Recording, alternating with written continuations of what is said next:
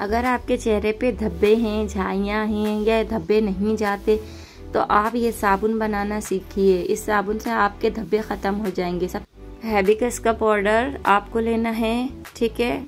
दूसरे नंबर पे मुलेठी पाउडर, ये भी चेहरे के लिए बहुत अच्छी है।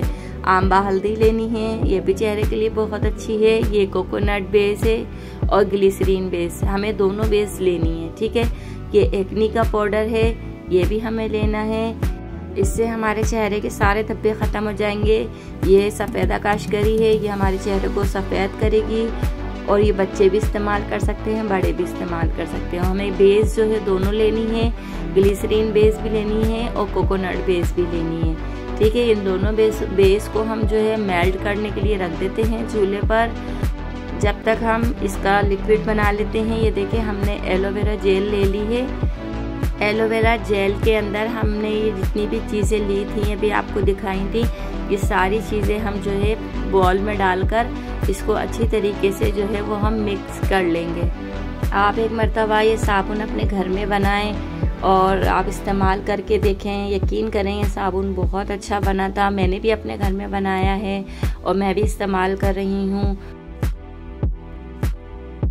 इसको खूब अच्छी तरीके से मिक्स कीजिएगा ताकि इसकी गुठली नहीं बने, बिल्कुल तमाम पाउडर बिल्कुल फाइन हो। ये देखिए बिल्कुल इस तरह से आना चाहिए, ज़रा सा भी इसमें जो है गुठली नहीं होनी चाहिए और बिल्कुल लिक्विड होना चाहिए इस तरह से, ठीक है। फिर उसके बाद ये देखिए हमने यहाँ पे सोप बेस जो है पिघलने के लिए रखी थी, तो अब ये देखिए काफ़ी थोड़ी सी जो है पिघल गई है, मेल्ट हो गई है। तो अब जब ये पूरी मेल्ट हो जाएगी तो हम इसके अंदर जो है लिक्विड जो है इसमें शामिल कर देंगे थोड़ा थोड़ा करके, लेकिन हमें बिल्कुल इसको जो है लिक्विड करना है, इसको बिल्कुल मेल्ट करना है। ये देखिए बिल्कुल मेल्ट हो गई है।